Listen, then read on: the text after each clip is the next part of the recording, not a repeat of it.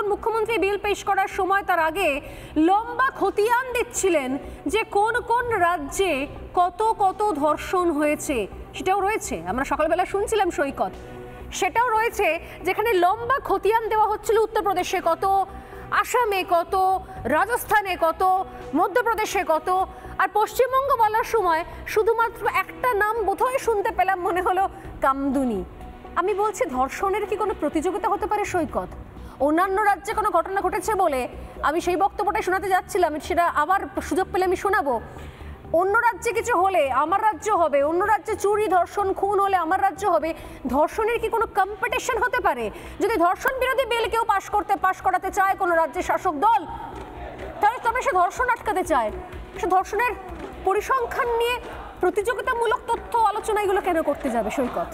না দেখুন, ধর্ষক মতন ঘটনায় যদি কোনো বিল পাস করাতে হয়, সেখানে যেমন ধর্ষকদের কঠোর সাজা থাকা উচিত, তেমনি ধর্ষকদের আড়াল করবার জন্য যারা অপরাধী, যারা তথ্য প্রমাণ লোপাট করছে, তাদের জন্য রাজ্য সরকার কি বিল আনবে, এটা তো মূল প্রশ্ন ছিল। এক, দুই, আপনি শুরু করলেন আজকের আলোচনা এই স্লোগানটা দিয়ে। আজকে সকালবেলা কলকাতার বউবাজার, লালবাজার শুনলো এমন একটা স্লোগান, ভোর হলো দোর খোলো, বিরিত গোয়েল ওঠরে, হাওয়াই চটি দাঁড়িয়ে আছে আস্তে করে চাটরে। তার মানে আপনাকে আমি এই কারণে এই স্লোগানটা পয়েন্ট আউট করলাম, অনাস্থা শুধুমাত্র পুলিশ কমিশনের উপরে না, এটা ডাক্তার সমাজ বুঝিয়ে দিল যে হাওয়াই চটিকে চাটতে চাটতে এই রাজ্যের পুলিশ প্রশাসন গোটা রাজ্যের মানুষের আস্থা হারিয়ে ফেলেছে। দুই, সবার দুই, আপনারা আজকে ক্যাপশন দিয়েছেন যে আজকের লড়াইটা দাঁড়িয়েছে মমতা ভার্সাস জনতা। হ্যাঁ, তো লড়াইটা তো সেই জায়গায় দাঁড়িয়েছে। আপনার যে ব্যারিকেড সরানোর আপনারা দৃশ্য দেখালেন, যে লম্বা রেলিংয়ের দৃশ্য আপনারা দেখালেন, আমাদের মনে করিয়ে দেয় গাজাতে ওই ইনসাস রাইফেলের সামনে একটা বাচ্চা শিশু একটা গোলাপ ফুল ছুড়ে দিয়েছিল। আজকে 24 ঘন্টা ধরে কলকাতা শহর দেখলো ডাক্তারবাবুরা হাতে কি ছিল? গোলাপ ফুল ছিল, মেরুদণ্ড। যে মেরুদণ্ডের অভাব এই কলকাতা শহর, সাধারণ নাগরিক তারা মনে করেছে সরকারের মেরুদণ্ডটা ভেঙে গেছে। আজকে দেখুন মিছিল, আগে কি হতো, মিছিল নগরী কলকাতায় মিছিলকে মানুষ খুঁজতো। আমরা বারে একটু বিরক্ত হতাম মিছিল হলে, রাস্তা জ্যাম হচ্ছে। আপনি আলোচনার মধ্যে আনলেন গোটা কলকাতার নাগরিক সমাজ রাস্তায় নেমে আজকে মিছিল কোথায় আছে, কোথায় প্রতিবাদ আছে, সেটা মানুষ খুঁজে দিচ্ছে। মানুষের মধ্যে কোনো মানে অস্বস্তি নেই, কোনো খারাপ লাগা নেই, প্রত্যেকের মধ্যে ঘৃণা আছে, ক্ষোভ আছে। সেই ক্ষোভটা আজকে প্রতিবাদের আগুনে পরিণত হয়েছে। আর মমতা বন্দ্যোপাধ্যায় কি বলেছেন বিধানসভায় আজকে? সত্যি মিথ্যা কি বলবেন তাকে কেউ জ্ঞান দেবেন না, মাননীয় মুখ্যমন্ত্রীকে বলা প্রয়োজন। গোটা রাজ্যের নাগরিক সমাজ বলছে যে জ্ঞান আপনাকে শুনতে হবে, কারণ আপনি ক্ষমতায় আছেন, জনগণের ভোটে জিতেছেন।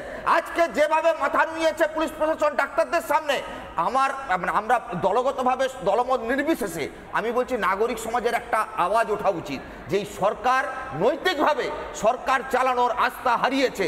অবিলম্বে এই সরকারের পদত্যাগ করা উচিত। জনতার রায় নিন, আবার জনতার রায় নিয়ে যদি জনতা আপনাকে সমর্থন করে আস্থা দেয়, আপনি আবার সরকারে আসুন। কিন্তু এই যে সময় কলকাতা কাটাচ্ছে, ঐতিহাসিক অভূতপূর্ব মুহূর্ত, নাগরিক সমাজের আস্থা না হারালে আপনি ভাবতে পারেন। আজকে ডাক্তারবাবু যে একজন পুলিশ সার্জেন্টের কথা বললেন, আজকে পুলিশ কমিউনিটি মাথা নুয়ে যাচ্ছে, তো তাদের বাড়ির মা বোনেদের তো মাথা লজ্জায় হেঁট হয়ে যাচ্ছে একদম গোটা রাজ্য জুড়ে। আপনি যদি দেখেন শিক্ষক সমাজের মেরুদণ্ডটাকে এই সরকার ভেঙে দিয়েছে। 11 সালে পর টুকলি করা মাস্টার, এই শুনতে শুনতে মাস্টারমশাইরা স্কুল করেন, তারপর সিভিক ভলান্টিয়ার, এই যে বারবার আজকেও মাননীয় মুখ্যমন্ত্রী বিধানসভায় দাঁড়িয়ে বলছেন মেন অ্যাকিউজকে অ্যারেস্ট করা হয়ে গেছে। তার মানে উনি তো আবার তথ্য প্রমাণকে প্রভাবিত করছেন, আবার তো মিসগাইড করছেন তদন্তকে। মাননীয় মুখ্যমন্ত্রীকে আমি বারবার বলছি, পুলিশ কমিশনার, মাননীয় মুখ্যমন্ত্রী, এদের হেফাজতে নিয়ে সিবিআই জেরা করা উচিত। কে ওখানে অর্ডার দিয়েছিল? কেন পুলিশ কমিশনার দৌড়ে গেছিলেন? কাকে আড়াল করতে গেছিলেন? সন্দীপ বাবু একা কালপিট নয়। সন্দীপ বাবু এই দুর্নীতি, এই খুন, এই ধর্ষণের একটা কান মাত্র, কানকে টানতে হবে। টানলে পুলিশ কমিশনার আসবে। পুলিশ কমিশনার এলে সিবিআইকে প্রশ্ন করতে হবে পুলিশ কমিশনারকে কে পাঠিয়েছিল।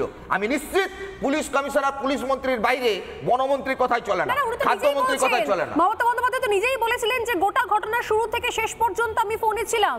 যদি পরবর্তীকালে উনি একাধিকবার বলেছেন যে আমার কথা নাকি এআই জেনারেট করে এআই দিয়ে ভিডিও বানানো হয়, কিন্তু উনি নিজে শত শত ক্যামেরার সামনে, ক্যামেরার মাইকের সামনে তিনি বক্তব্যগুলো রেখেছিলেন। সৈকত, আপনি যে বক্তব্য বলছেন আমি একবার শোনাবো, আমার টিমকে অনুরোধ করবো সেই বাইটটা চালাতে। যদি কোনো শাসক দলের সদিচ্ছা থাকে ধর্ষণ আটকানোর, মোকাবিলা করার এবং তার অত্যন্ত দ্রুততার সঙ্গে তার সাজা দেওয়ার, সাজা ঘোষণা করার, তার জন্য কোনো বিল আনতে চাইছে কোনো রাজ্য শাসক দল, তার কাজ কি হবে? অন্য রাজ্যে কি কি ধর্ষণ হয়েছে তার সঙ্গে তুলনামূলক, প্রতিযোগিতামূলক আলোচনা, তাও বিধানসভায় একজন মহিলা মুখ্যমন্ত্রী করেছেন উনি। দেখুন একবার। সরকারই বলছে বাংলাদেশের সারা ভারতবর্ষের মধ্যে কলকাতা সবচেয়ে নিরাপদ শহর। মনে রাখবেন, কলকাতায় উত্তরপ্রদেশে 7 লক্ষ নারী নির্যাতনের ঘটনা ঘটেছে, গুজরাটেও 5 লক্ষ নারী নির্যাতনের ঘটনা ঘটেছে। আর বাংলায় যারা রেকর্ড করেছে তারাও 1.5 লক্ষর কাছাকাছি আছে, কিন্তু সেখানে বিচার হচ্ছে, বিচার পাচ্ছে। বিচারে কোর্টে যদি কোনোটা আটকে থাকে সেটা কোর্টের দায়িত্ব তাড়াতাড়ি করার। দেশে প্রতি লক্ষ মহিলা জনসংখ্যায় যেখানে 4.5টি ধর্ষণের ঘটনা ঘটে, সেখানে বাংলায় হার 2.3। তাও আমি মনে করি এটা একটাও হওয়া উচিত নয়।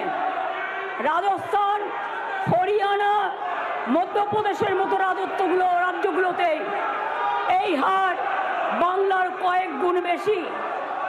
বাংলার নামে যারা কুৎসা করে বেড়াচ্ছেন তাদের বলি, ধর্ষণের সবচেয়ে কম ঘটনা ঘটেছিল কলকাতাতেই, 19টি শহরের মধ্যে মাত্র 2টি। সর্বভারতীয় গড় 6.7। তাও আমি একটি ঘটনাও সমর্থন করি না। এই হচ্ছে অবস্থা। নিজের পুলিশ নিয়ে একটা শব্দ খরচ করেননি, নিজের পুলিশ তদন্ত প্রশাসনের গাফিলতি, সমস্ত তথ্য প্রমাণ লোপাট করেনি, একটা শব্দ খরচ করেননি। সমস্ত রাজ্যের ধর্ষণের পরিসংখ্যান তার মুখস্থ, তিনি কণ্ঠস্থ ছোটস্থ করে প্রতিযোগিতামূলক মন্তব্য করে গেলেন, কিন্তু নিজের রাজ্যের পার্কস্ট্রিট থেকে শুরু করে এখনো পর্যন্ত ময়নাগুড়ি, লাটাগুড়ি, হাঁসখালি, দেগঙ্গা, মাটিয়া, এত কারে কারে গণধর্ষণের কথা একটা উচ্চারণ করলেন না।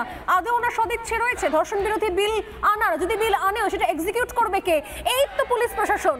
শারদত্ত বাবু, প্রসন্ন বাবু, এই তো যদি সেই বিল আসেও এক্সিকিউট কে করবে? এই পুলিশ প্রশাসন, এই বিনীত গোয়েল, এরাই তো এক্সিকিউট করবেন। তাহলে মা মাটির সরকার বলে যে নিয়ে এসেছিলেন, তিনি এখন আম্মা আন্টি অমানুষের সরকার তৈরি করেছেন। মমতা বন্দ্যোপাধ্যায়ের একের পর এক ধারাবাহিক মিথ্যে কথা আর শুনতে পাচ্ছি না। রিপাবলিক বাংলাকে হাত জোড়ে অনুরোধ, দয়া করে মমতা ব্যানার্জির যদি কথোপকথন আর চালান, আমি এখান থেকে মাইক ছেড়ে উঠে দিয়ে চলে যাব। অনেক সহ্য করেছি। পশ্চিমবঙ্গের বাঙালিরা এবার কিন্তু এই প্রশাসনিক সন্ত্রাস, দাবড়ানি, চোখরানারির পরাধীনতা থেকে বেরিয়ে আসছে, আওয়াজ তুলেছে মাঠে মাঠে। আমি তাদের হয়ে আজকে এখানে আর বাংলায় বলে গিয়ে গেলাম, বাঙালি তুমি আওয়াজ তোলো, মমতা তুমি বাংলা ছাড়ো। আর কিছু বলার নেই। একদম একটা গুরুত্বপূর্ণ খবর আসছে প্রসন্নবাবু, হ্যাঁ বলে নিন। আমার একটাই বলার, যে আমি প্রথম থেকেই যেমন বলেছি যে আমি পুলিশ প্রশাসন যে কোনো জায়গা, যে কোনো ভারতের যে কোনো কোনার প্রশাসনকে বিশ্বাস করি, তেমনি আমি এটাও জানি যে হোমিসাইড সেকশন বাংলা পুলিশের বা কলকাতা পুলিশের যে তাদের ট্র্যাকিং পার্সেন্টেজ ভারতবর্ষের বহু জায়গার থেকে বহু বেশি। কিন্তু সেই তারা যেন তাদের মাথা, তাদের সিদ্ধারা সোজা করে কাজ করে। কারণ আমি স্যালুট করি কলকাতার পুলিশকে, আমি স্যালুট করি পশ্চিম বাংলার পুলিশকে, এবং এই তার থেকে বড় স্যালুট এই যে গণ আন্দোলন, এই গণ আন্দোলন কেউ দেখেনি। আমি অনেক ফরচুনেট জেনারেশন যে এই সময় আমি জন্মেছিলাম এবং আমি দেখলাম। আমার বক্তব্য হচ্ছে কতখানি দেওয়ালে পিঠ থেকে গেলে তবে এরকম আন্দোলন টানা করা যায়। কতখানি দেওয়ালে পিঠ থেকে গেলে সমস্ত স্তর, সমস্ত ক্ষেত্র থেকে মানুষ রাস্তায় নামে এবং চোখে চোখ রেখে শাসককে প্রশ্ন করে, পুলিশকে প্রশ্ন করে, পুলিশ কমিশনারকে প্রশ্ন করে, আপনার মেরুদণ্ডের রেট কত স্যার?